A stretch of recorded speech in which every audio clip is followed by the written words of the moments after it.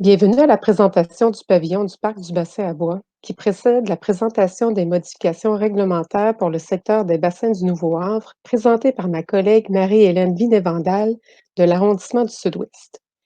Mon nom est Nadia Banville, je suis conseillère en aménagement à la division des projets urbains pour le service de l'urbanisme et de la mobilité.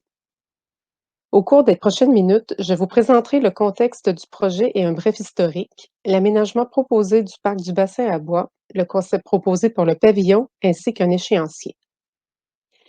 D'abord, le parc du bassin à bois s'inscrit dans une série de parcs à aménager dans le quartier Griffintown.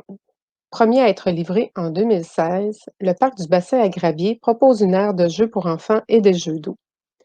En 2018, le parc des eaux cachées, la place William Dow et le parc Mary Griffin ont fait l'objet d'une démarche participative d'aménagement avec les citoyens où une séance de co-design a permis l'élaboration d'esquisses qui ont été présentées par la suite lors du même exercice de consultation. À l'époque, le parc du bassin à bois n'avait pas fait partie de cet exercice puisque les esquisses et la programmation existaient déjà. L'élément fondamental du parc étant la patinoire, cette programmation se complète bien avec les éléments existants du parc du bassin à Gravier, ainsi qu'avec l'aire de jeu pour enfants, la plaine gazonnée et la fontaine proposée au parc des eaux cachées, localisé à proximité. Ce projet de conception d'aménagement du parc et de la place est exécuté par le Service des grands parcs, du Mont-Royal et des Sports, mandaté par le Service de l'urbanisme et de la mobilité. Le SUM, tel qu'on l'appelle, est également responsable du grand projet de réaménagement du secteur Griffintown. Les firmes en charge de la réalisation de ce mandat sont WAA Montréal qui se charge des volets architecture de paysage et design urbain, en plus de la coordination du mandat et des équipes, ABCP pour le volet architecture, FNX Innove pour les volets génie civil, structure, mécanique et électricité, ainsi que PBA pour le volet réfrigération et l'expertise pour la patinoire. Le parc du bassin à bois est localisé à l'intérieur du projet des bassins du Nouveau-Havre, qui apparaît ici en rouge, et qui est situé au nord du canal de la Chine dans le quartier Griffintown. La partie nord du parc va des rues William et Ottawa jusqu'à la rue des Bassins. La partie sud s'étend de la rue des Bassins jusqu'à la voie piétonnière publique et qui rejoint le parc linéaire du canal de la Chine. Et finalement, la place des Arrimeurs, adjacente au parc du bassin à bois partie nord, est située dans l'axe de la rue Guy. Voici un bref historique du secteur des bassins. Ils se sont développés à la suite de la construction du canal de la Chine, construit de 1821 à 1825. Afin d'offrir un point d'entrée au bois et au charbon, les premiers bassins, 1 et 2, sont creusés en 1848. De 1874 à 1883, les élargissements du canal sont rendus nécessaires par l'accroissement du trafic et l'augmentation du gabarit des navires, et les bassins 3 et 4 sont creusés. Fait intéressant, les 4 bassins ont été remblayés durant les années 60 par l'excès de terre généré par la construction du métro de Montréal, et l'emplacement a laissé place au centre de tri de Post Canada, par la suite démoli au cours des années 2000.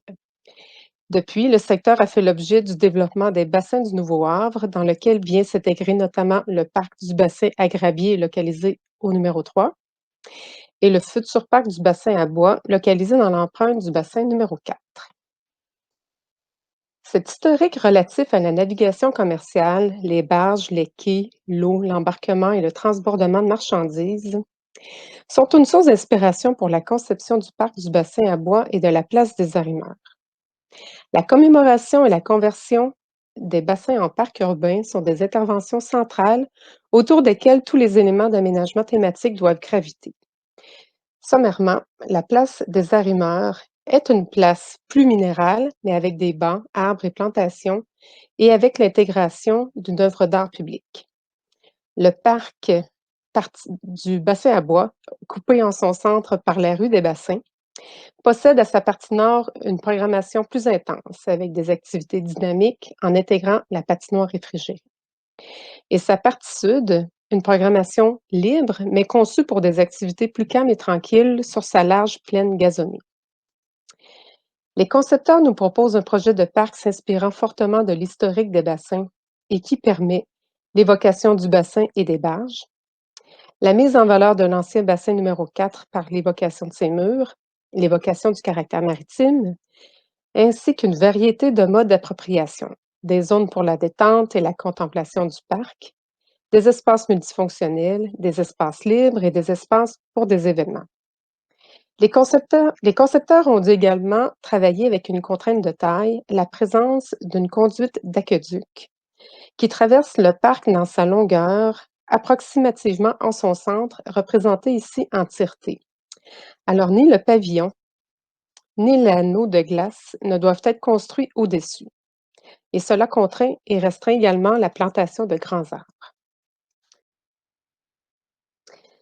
Voici une vue en coupe des deux parties du parc permettant de percevoir les élévations. Sur la coupe 1, présentant la partie nord, comme la rue des Bassins est plus ou moins 3 mètres plus haute que la rue William, il est intéressant de tirer profit de cette dénivellation afin d'y intégrer le bâtiment du parc de façon subtile et adéquate, en causant le moins de nuisances visibles possible. Pour réduire au maximum l'empreinte au sol du bâtiment, celui-ci possède un sous-sol. Sur la coupe 2, on remarque une pente plus douce sur la rue des Bassins vers le canal de la Chine. On peut se questionner sur l'utilisation de la patinoire en toute saison. Outre le patin l'hiver, l'espace peut se prêter notamment aux jeux libres pour les enfants du quartier, aux expositions éphémères, aux fêtes de quartier, au cinéma extérieur, etc. Notons que la patinoire est d'une superficie d'environ 600 mètres carrés, d'une dimension de 40 mètres par 15 mètres, soit environ 40 la dimension d'une patinoire de hockey extérieur standard. D'organisation très simple, le bâtiment comporte à son rez-de-chaussée une section dédiée aux visiteurs représentée ici en jaune, ainsi que des toilettes accessibles aux personnes à mobilité réduite. La partie bleue est dédiée aux employés. Elle comprend un bureau d'appoint qui fait aussi office de bureau de location. La dernière partie, en violet, est dédiée au personnel d'entretien avec la salle de mécanique du bâtiment et un garage pouvant notamment accueillir la ressourcefasseuse. Le sous-sol, pour sa part, est occupé par les équipements de réfrigération de la patinoire. Ces images historiques d'empilement de madriers de bois ont été une source d'inspiration pour les concepteurs et architectes. Le pavillon d'accueil proposé, avec sa forme et sa matérialité, vient faire écho à l'histoire du site en s'inspirant du stockage de bois présent dans le passé industriel du site. Tout en faisant un clin d'œil à l'histoire, le bois offre une texture chaleureuse en lien avec l'aspect récréatif de la patinoire. Ainsi, les façades du pavillon présentent une enveloppe de bois qui évoque des piles de bois déconstruites et qui invite les promeneurs à monter et à y découvrir une terrasse. Celle-ci devient alors un belvédère pour les promeneurs ou pour les parents qui auront alors une vue plongeante vers la patinoire. Donnant sur la rue des Bassins, cet espace devient également une placette de commémoration qui renseigne les visiteurs sur le passé industriel du site. Du côté opposé, à 1,5 m inférieur à la rue des Bassins, les façades nord-ouest et sud-est présentent une fenestration concentrée dans la salle multifonctionnelle. Celle-ci permettra à la fois de baigner cette pièce de lumière naturelle tout en offrant des vues vers le parc et vers l'air de glace, afin d'offrir l'occasion d'observer les patineurs tout en restant au chaud. Suivant l'objectif zéro carbone de la Ville de Montréal, le bâtiment est conçu pour atteindre une performance énergétique élevée afin de minimiser les impacts sur l'environnement. Cette vue prise à partir de la rue des Bassins présente aussi la rampe d'accès universelle subtilement intégrée au concept d'empilement. Aussi, certains équipements de mécanique obligatoirement extérieurs sont camouflés par un prolongement du revêtement qui devient alors ajouré. Cette stratégie permet à la fois de les dissimuler de la vue tout en jouant sur la texture de la façade du bâtiment pour en faire ressortir la légèreté. Par cette proposition de conception du parc du bassin à bois et de la place des Arineurs, le SUM et le Service des grands parcs du Mont-Royal et des Sports souhaitent insuffler un vent de fraîcheur dans le quartier et répondre aux attentes de la population qui recherche des lieux de détente et de loisirs à proximité de leur résidence. Et voici le même espace suite à son aménagement. Nous proposons un parc propice aux familles, Des espaces accueillants et sécuritaires favorisant les échanges et la socialisation, des espaces inclusifs et accessibles, des espaces polyvalents et adaptables, des aménagements écologiques et durables adaptés aux conditions des lieux et ne nécessitant pas beaucoup d'entretien et d'arrosage tout en favorisant la bonne gestion des eaux. Et une utilisation de matériaux nobles et durables mais rappelant le passé industriel et maritime des lieux. C'est une vue de l'existant vers le centre-ville à partir de la rue des Bassins. Et voici le même point de vue selon la proposition des concepteurs.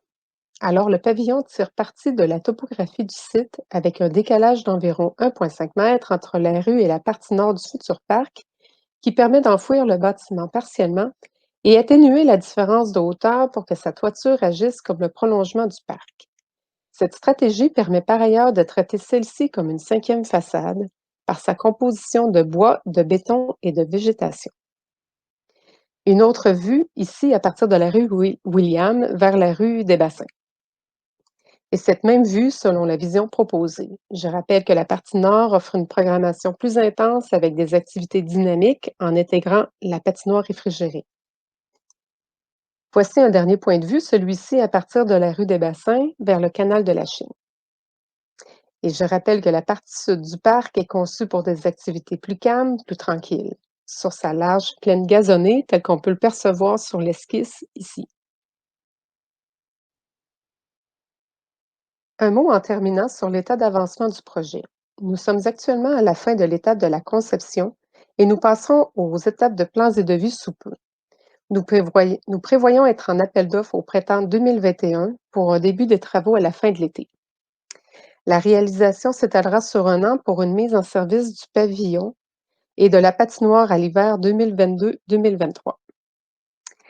Ainsi se termine la présentation du pavillon du parc du Bassin à Bois. Je vous remercie pour votre écoute. Le service de l'urbanisme et de la mobilité demeure disponible pour répondre à vos questions lors de la séance de questions et réponses du 11 novembre prochain.